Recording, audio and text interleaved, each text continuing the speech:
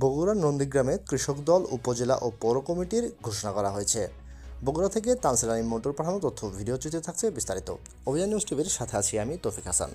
বগুড়া নন্দীগ্রাম কৃষক দলের দ্বিবার্ষিক সম্মেলনে নন্দীগ্রাম উপজেলা ও পৌর শাখার আংশিক কমিটি ঘোষণা করা হয়।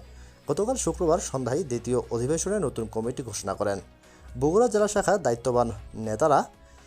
নন্দীগ্রাম উপজেলা কৃষক দলের নতুন সভাপতি নিযুক্ত হন ইস্কেন্দার মির্জা মিঠু, সাধারণ সম্পাদক আব্দুল্লাহ হান্নান। পৌর কৃষক দলের সভাপতি সুশান্ত কুমার শান্ত ও সাধারণ সম্পাদক আবু সাইদ মিলন নির্বাচিত হন। আগামী 30 দিনের মধ্যে পূর্ণাঙ্গ কমিটি জেলা শাখার কাছে দাখিল করার নির্দেশনা দেওয়া হয়েছে। বিস্তারিত দেখুন ভিডিওতে। নন্দীগ্রাম উপজেলা কৃষক দলের সাধারণ সম্পাদক হিসেবে নির্বাচিত হয়েছেন আব্দুল হান্নান। নন্দীগ্রাম পৌর কৃষক দলের সভাপতি হিসেবে নির্বাচিত হয়েছেন শ্রী সুশান্ত কুমার সরকার।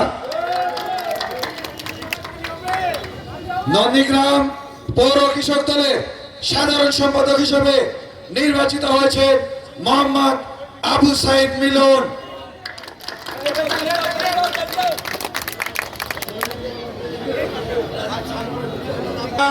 আগামী 30 দিনের মধ্যে পূর্ণাঙ্গ কমিটি করে আমাদের জেলা দপ্তরে জমা দিবেন।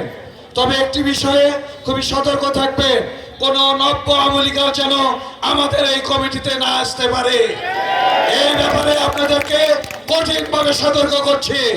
কোন নব্য আমলিকা দিয়ে যেন আমাদের এই নন্দীগ্রাম কৃষক দলের কমিটি না হয়, সেই দিকে আপনারা সজাগ দৃষ্টি রাখবেন। ধন্যবাদ সবাইকে।